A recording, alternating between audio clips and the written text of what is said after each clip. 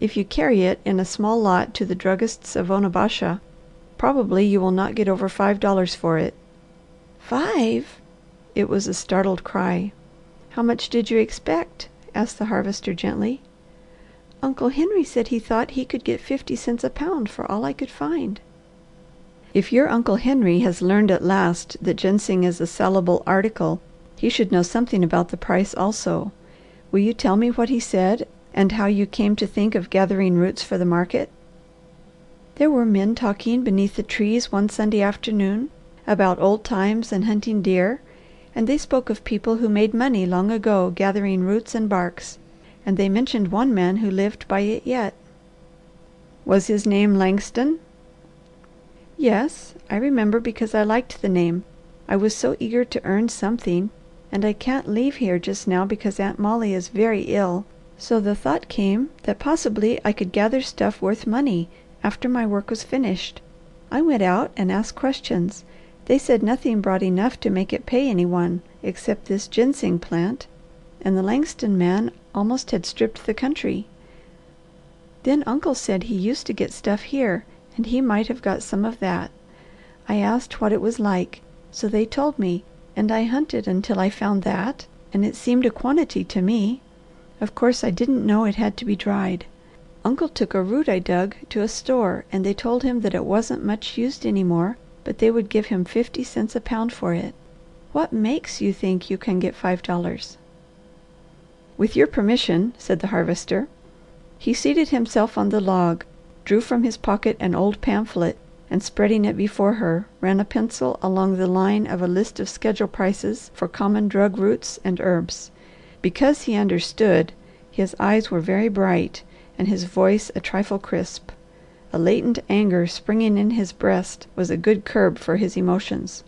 He was closely acquainted with all of the druggists of Onabasha. He knew that not one of them had offered less than standard prices for ginseng. "The reason I think so," he said gently, "is because growing it is the largest part of my occupation, and it was a staple with my father before me. I am David Langston, of whom you heard those men speak. Since I was a very small boy, I have lived by collecting herbs and roots, and I get more for ginseng than anything else. Very early I tired of hunting other people's woods for herbs, so I began transplanting them to my own. I moved that bed out there 7 years ago.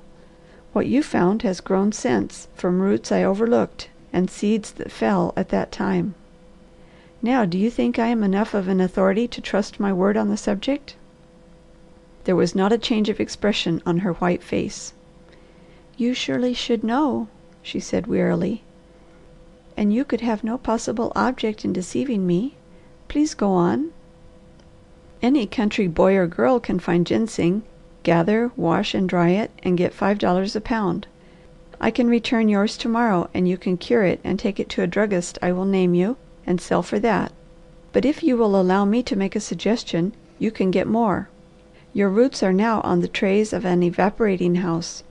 They will dry to the proper degree desired by the trade, so that they will not lose an extra ounce in weight, and if I send them with my stuff to big wholesale houses I deal with, they will be graded with the finest wild ginseng. It is worth more than the cultivated, and you will get closer $8 a pound for it than 5. There is some speculation in it, and the market fluctuates, but as a rule I sell for the highest price the drug brings, and at times when the season is very dry, I set my own prices. Shall I return yours, or may I cure and sell it and bring you the money?" "How much trouble would that make you?" "None. The work of digging and washing is already finished.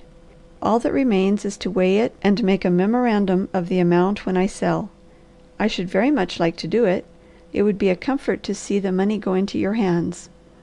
If you are afraid to trust me, I will give you the names of several people you can ask concerning me the next time you go to the city." She looked at him steadily. "Never mind that," she said. "But why do you offer to do it for a stranger? It must be some trouble, no matter how small you represent it to be." "Perhaps I am going to pay you 8 and sell for 10." "I don't think you can. 5 sounds fabulous to me. I can't believe that. If you wanted to make money, you needn't have told me you took it. I never would have known. That isn't your reason." "Possibly I would like to atone for those tears I caused," said the Harvester. "Don't think of that. They are of no consequence to any one. You needn't do anything for me on that account." "Don't search for a reason," said the Harvester in his gentlest tones. "Forget that feature of the case. Say I'm peculiar, and allow me to do it because it would be a pleasure. In close 2 weeks I will bring you the money. Is that a bargain?" "Yes, if you care to make it." "I care very much. We will call that settled." "I wish I could tell you what it will mean to me," said the Girl. "If you only would," pled the Harvester. "I must not burden a stranger with my troubles." "But if it would make the stranger so happy?" "That isn't possible.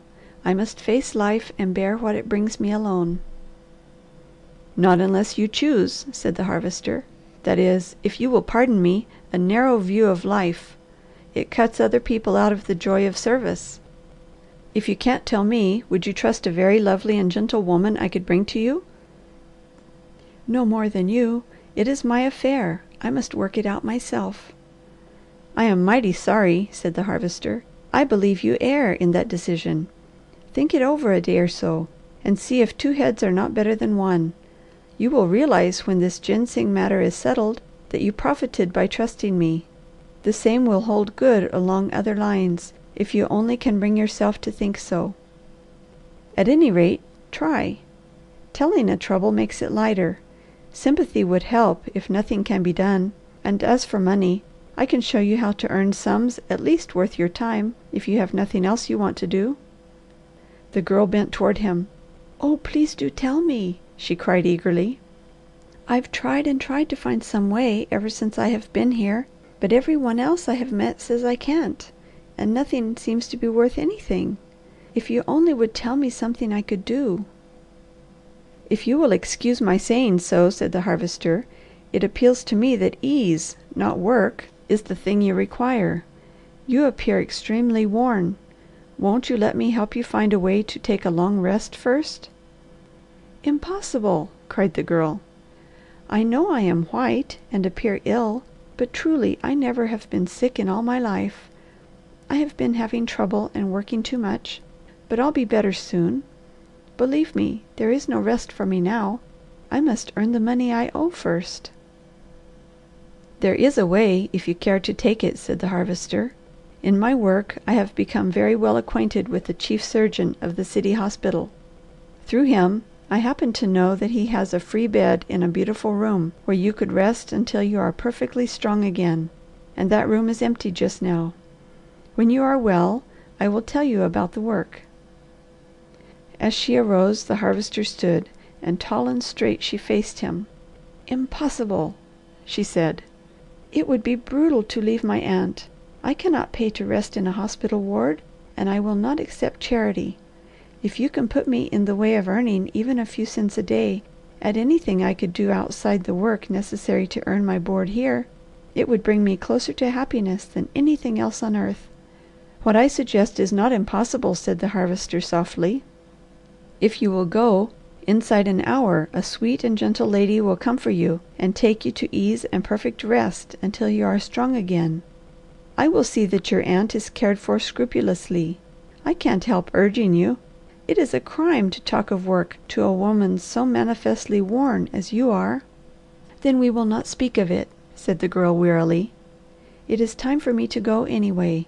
I see you mean to be very kind, and while I don't in the least understand it, I do hope you feel I am grateful. If half you say about the ginseng comes true, I can make a payment worth while before I had hoped to. I have no words to tell you what that will mean to me." "If this debt you speak of were paid, could you rest then?" "I could lie down and give up in peace, and I think I would."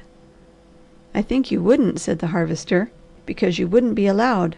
There are people in these days who make a business of securing rest for the tired and over weary. They would come and prevent that if you tried it. Please let me make another suggestion. If you owe money to some one you feel needs it, and the debt is preying on you, let's pay it." He drew a small check book from his pocket and slipped a pen from